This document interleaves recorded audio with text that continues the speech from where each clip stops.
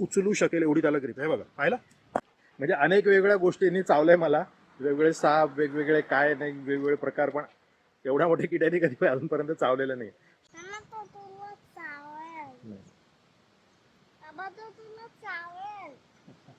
मंडळी बघा, रमाला काळजी आहे की बाबांना हा किडा चावेल, आणि यस, हा किडा डेफिनेटली चावू शकतो. तुम्हाला जो माझ्या हातामध्ये किडा दिसतोय हा साधारणपणे एक माझे 3 पेरं जे आहेत तेवढा मोठा आहे.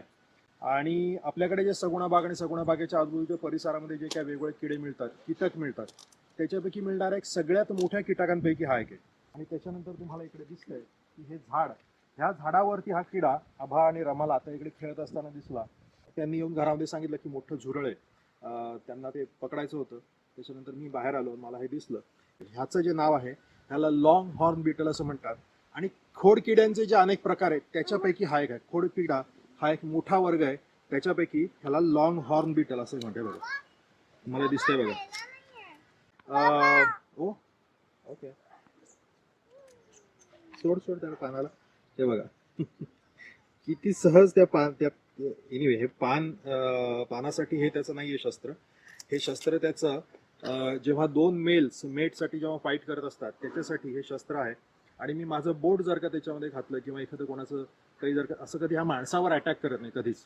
आणि आता आपण जे काय हे करतोय, त्याला पकडतोय, त्याच्या इंडिपेंडन्सला त्रास देतोय, आणि त्याच्यामुळे हा असं पकडण्याचा प्रयत्न करतोय. हे जे आहेत हे त्याचे अँटेनाज आहेत. हे अँटेना जे आहेत त्या अँटेनामुळे त्याला आजूबाजूला काय आहे त्या लहरींमधनं, त्याला फेरोमोन्समधनं पटकन समजतं काय आहे. त्याच्यानंतर हे जे आहे ह्याला लॉंग हॉर्न्स म्हणजे मोठी शिंग असं म्हणतात. हे लॉंग हॉर्न्स जे आहेत ही एक प्रकारे त्याचं फाईट करण्यासाठी, मेट्ससाठी ते आहे. त्याचं तोंड जे आहे हे ह्याच्या आतमध्ये, इकडे हे जे तुम्हाला दिसतंय ह्याच्या आतमध्ये छोटंसं त्याचं तोंड आहे. आणि इथे पाठीमागे हे त्याचे डोळे आहेत. हे बघा, हे जे झाड आहे हे सोनचाफ्याचं झाड आहे. हे सोनचाफ्याचं झाड आपल्याकडे साधारणपणे 3-4 वर्ष होतं. त्याचबरोबर तिथे पाठीमागे पण एक खूप मोठं आपल्या घराच्या समोर एक सोनचाफ्याचं झाड होतं. ही दोन्ही झाडं हे ह्याच किड्यांनी मारलेली आहेत. जसं तुम्हाला माहिती असेल की अशाच किड्यांमध्ये गेल्या काही महिन्यापूर्वी किंवा वर्षापूर्वी मी एक व्हिडिओ केला होता मँगो स्टेम बोररचा. तर मँगो स्टेम बोरर जो असतो तो किडा हा स्पेसिफिकली आंब्याच्या झाडाला पोखरतो आणि त्याला मारून टाकतो. त्याच्यानंतर काही किडे असतात जे स्पेसिफिकली यांना म्हणजे नारळाच्या झाडाला अटॅक करतात. आणि कोकोनट स्टेम बोरर, तो कोकोनट स्टेम बोरर जो त्याच्यावरती सुद्धा मी व्हिडिओ केला होता, ते कोकोनटच्या झाडाला मारतात. आणि हा जो किडा आहे हा अनेक झाडांना असं करू शकतो. म्हणजे आपल्या इकडे कधी कधी असं आपल्याला समजतं की पटकन आपल्या इकडचा फणस, आपल्या इकडचा चिक्कू, आपल्या इकडचा सोनचाफा, आपल्या इकडचा एखादा म्हणजे तो आंबा सुद्धा असू शकतो, अशी वेगवेगळी झाडं आहेत ती एकदम मरून जातात. तर हा जो आहे ह्याला काही स्पेसिफिक एका झाडाची अशी गरज नसते. हा कशा प्रकारे मारतो तर खोडामध्ये जाऊन पोखरतात आणि त्याच्यामध्ये त्यांची जी अंडी आहेत ती अंडी सोडतात. अंडी जेव्हा ती फलित होतात तेव्हा साधारणपणे 7 ते 8 महिन्यांमध्ये ती अंडी आतमध्ये सगळ्या त्यांच्या आळ्या झालेल्या असतात. साधारणपणे ह्या किड्याची आळी ही साधारणपणे एवढी मोठी तरी त्या किड्याची आळी असेल, पेरापेक्षा थोडीशी मोठी. अशा साधारणपणे 300 ते 400 आळ्या ह्या अशा झाडामध्ये असण्याची शक्यता आहे, कारण की हा किडा या झाडावरती मिळालेला आहे. ह्या किड्यामध्ये एवढी ताकद आहे की माझी जी 2 बोटं आहेत ती 2 बोटं सुद्धा आता दुखायला लागलेली आहेत त्याला पकडून पकडून. आणि तुम्हाला दिसतंय हा एवढा वळवळ करतोय की मला ते नीट पकडणं गरजेचं नाही, तर तो पटकन तो तुम्हाला दिसतं की त्याची मान जी ती पूर्ण अशी उजवीकडे आणि डावीकडे करू शकतोय. सो तो माझ्या बोटाला सुद्धा सहज चावू शकेल असं एक पर्टिक्युलर पोझिशन मध्ये मला आणायचं नाहीये. म्हणजे अनेक वेगवेगळ्या गोष्टींनी चावलंय मला, वेगवेगळे साप, वेगवेगळे काय नाही, वेगवेगळे प्रकार, पण एवढ्या मोठ्या किड्याने कधी अजूनपर्यंत चावलेलं नाही. तुम्हाला काय अजून चावून घेऊन बघायचं नाही हा कसा चावतो, पण डेफिनेटली चावेल. हा काही विषारी वगैरे नसतात. थोडंफार रक्त वगैरे येईल, पण त्याच्याशिवाय त्याच्या पुढे काय नाही. हा किडा कुठल्याही वेगवेगळ्या झाडांवरती अटॅक करू शकतो आणि मोठ्या मोठ्या झाडांवरती अटॅक करू शकतो आणि मोठी मोठी झाडं आपली मारू शकतो. आपल्या इकडे सगुणा बागेमध्ये सुद्धा ही झाडं जी आहेत मोठी मोठी, आपली 2 सोनचाफ्याची झाडं आता मेलेली आहेत. मोस्ट प्रॉब्ली ती ह्यांनीच मारलेली असतील. जसं मी सांगितलं की त्यांची जी फिमेल आहे 200-300 अंडी एखाद्या झाडाच्या बुंद्याशी घालते.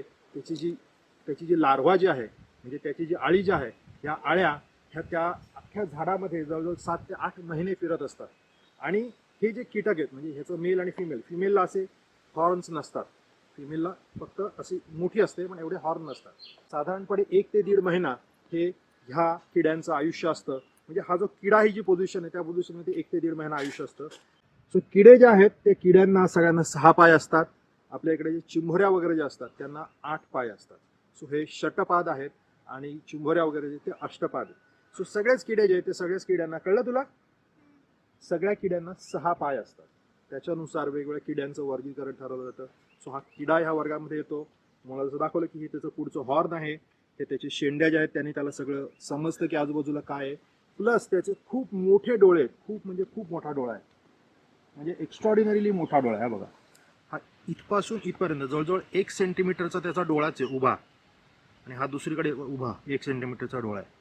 आणि तो सुद्धा मला वाटतं त्याला कंपाऊंड आईज आहेत. हे बघा, खालपासून इथपर्यंत आणि इथपासून इथपर्यंत त्याला कंपाऊंड आईज आहेत असं वाटतंय मला. आणि हे जे पाय आहेत ह्या पायांना खूप जास्त असं एकदम ग्रिप आहे, म्हणजे त्यांनी जर का ह्याला पकडलं, बघा ह्याला जर का पकडलं तर ही उचलू शकेल एवढी त्याला ग्रिप आहे. बघा, पाहिलं? हे बघा,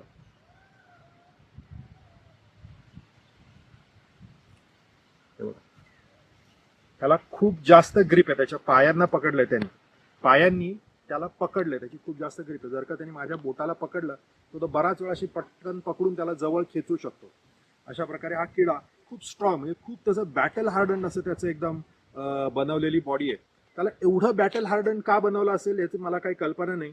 कदाचित आय डोंट नो का त्याला अगदी एवढं सज्ज बनवलेलं आहे देवानी, पण तो खूपच सज्ज आहे एखादी फाईट करण्यासाठी. तुम्हाला दिसत असेल त्याचं हे जे बाहेरचं जे शेल आहे ते सुद्धा खूप स्ट्रॉंग असतं. हे त्याचे आउटर प्रोटेक्टिव्ह शेल असतं बाय द वे. जे ऍक्च्युअल उडण्याचे जे पंख असतात हे त्याच्या आतमध्ये असतात. हे जेव्हा आपण बाहेर हा बाजूला करतो आणि त्याच्या आतमध्ये असे पातळ पिवळसर रंगाचे जे पंख असतात ते त्याचे उडण्याचे पंख असतात. जेव्हा तुम्ही सगुणा बागेमध्ये पुढच्या वेळेला कधी याल तेव्हा तुम्हाला ह्या सगळ्या ज्या गोष्टी आहेत ह्या जरी त्या सीझनमध्ये नसल्या किंवा आपल्याला इव्हन आम्हाला सुद्धा ह्या गोष्टी काही दररोज बघायला मिळत नाही.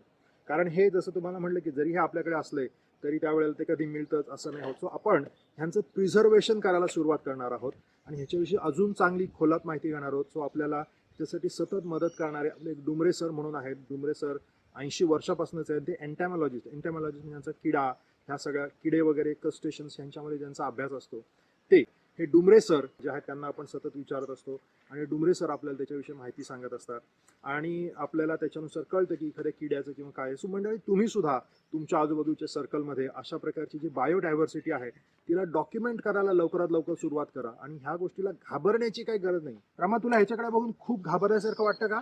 खूप भीती वाटते का? नाही ना? सो हे जे आहे बघा, तुम्हाला ह्यांना पण काही सांगितलेलं नाहीये काय तुम्ही बोला किंवा कसं काय वगैरे. सो ते ऑफकोर्स त्यांना सांगून ते काय ऐकणार आहे नाहीये डाकू.